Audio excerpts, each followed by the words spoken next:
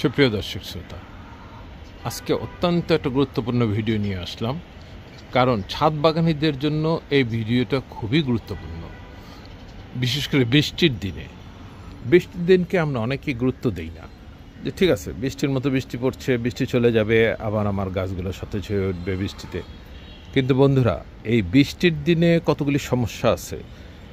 প্রথমত, যদি ছাদে পানি নিষ্কাশন ব্যবস্থা বিঘ্নিত হয় তাহলে ছাদটা ড্যামেজ হবে, পাশাপাশি গাছেরও ক্ষতি হবে।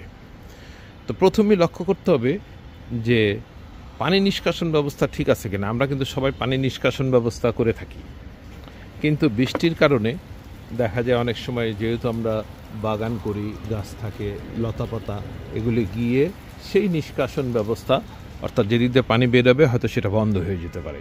কারণ আমরা পানি, এই যে দেখুন এখানে কিন্তু পানি, কেন পানি এই ছাদে?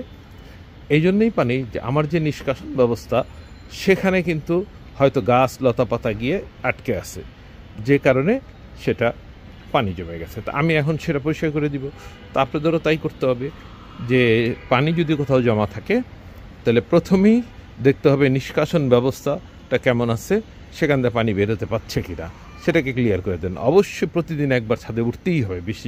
বৃষ্টি যখন হবে, আপনি হয়তো মনে করবেন গাছের যত্ন করা লাগবে না, পানি দেওয়া লাগবে না, উঠবো কেন? কিন্তু সেটা নয়, আপনাকে উঠতে হবে, দেখতে হবে পানি জমতেছে কিনা, প্রথম কাজ এটি। দ্বিতীয় কাজ হলো, আপনি যে বাগান করছেন সেই বাগানের টবগুলি কী অবস্থায় আছে, গাছের গোড়াগুলি দেখতে হবে।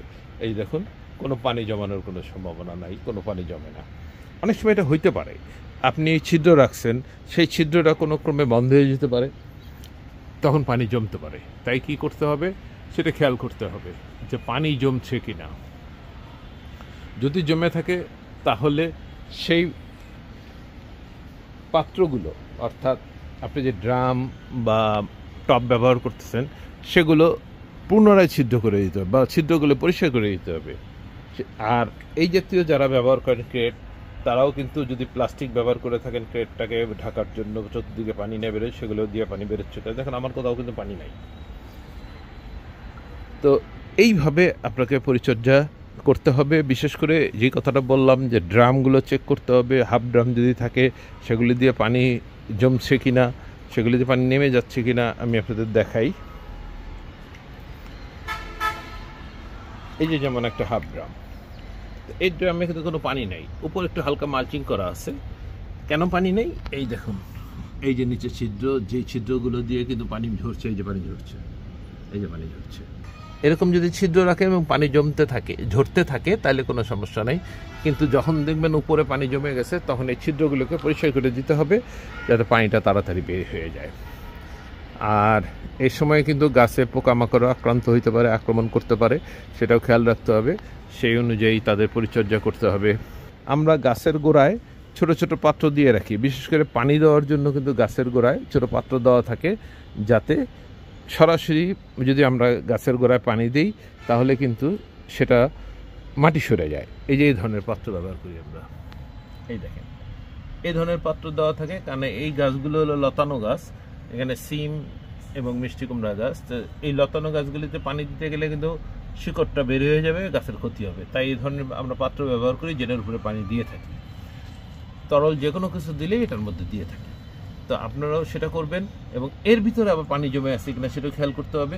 কারণ এর মধ্যে যদি পানি জমে থাকে তাহলে কিন্তু ডেঙ্গু মশা এখানে তার বংশ বৃদ্ধি করবে।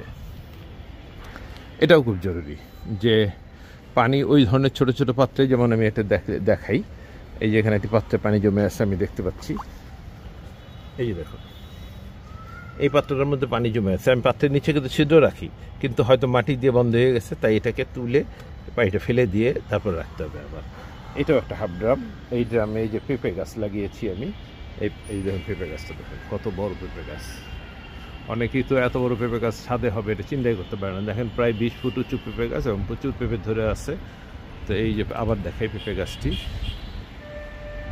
এই যে এখানে হাফ ড্রামে পানি কোনো অবস্থায় জমতে দেওয়া যাবে না।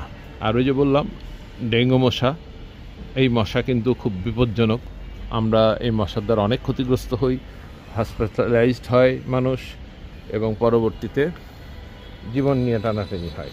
তাই এটা খেয়াল রাখতে হবে। আমার প্রতিটা ড্রামে এই ধরনের পাত্র দেওয়া আছে, এই যে দেখুন, তার মধ্যে কোনো পানি নেই। তা আপনারাও তাই করবেন যেন পানি না জমে। বন্ধুরা, আমি একটু দেখাই, আমার পাশের ছাদে একটা জিনিস দেখাই। সেখানে আমি দেখতে পাচ্ছি যে কিছু পানি জমে আছে। এই ধরনের পরিস্থিতি যেন আপনাদের না হয়, আমি সেটা একটু দেখাই। এই যে দেখুন, এই যে আমার পাশের ছাদে দেখা যাচ্ছে যে এই যে পাত্রগুলোর মধ্যে পানি, এই যে পানি জমা আছে, এই যে পানি। তো এগুলো যদি সে আজকের মধ্যে, কারণ এগুলো 24 ঘন্টার উপরে রাখা যাবে না, 24 ঘন্টার উপরে যদি স্থির পানি থাকে, স্থির পানি, এগুলো কিন্তু স্থির পানি। তো এই স্থির পানিতে ডেঙ্গু মশা তার বংশবৃদ্ধি করবে। এবং আমি দেখতে পাচ্ছি যে ওখানে ছাদে আসলে লোক উঠে আসছে, তারা এখন সম্ভবত যে তারাও এই পরিচর্যায় ব্যস্ত হবে। কোথায় কোথায় পানি জমে আছে সেটা তারাও করবে।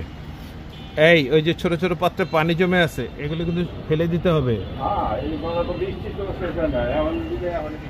হ্যাঁ হ্যাঁ হ্যাঁ, তো প্রতিদিন একবার তো এগুলো নিশ্চয়ই। আচ্ছা, উনি জানালেন যে সকালেও ফেলায়, দুপুরে যখনই সুযোগ পায় ছাদে উঠে পানিগুলো ফেলে দেয়। এই যে পানিগুলো এখন ওনারা আসছেন, পানিগুলো ফেলে দিবেন।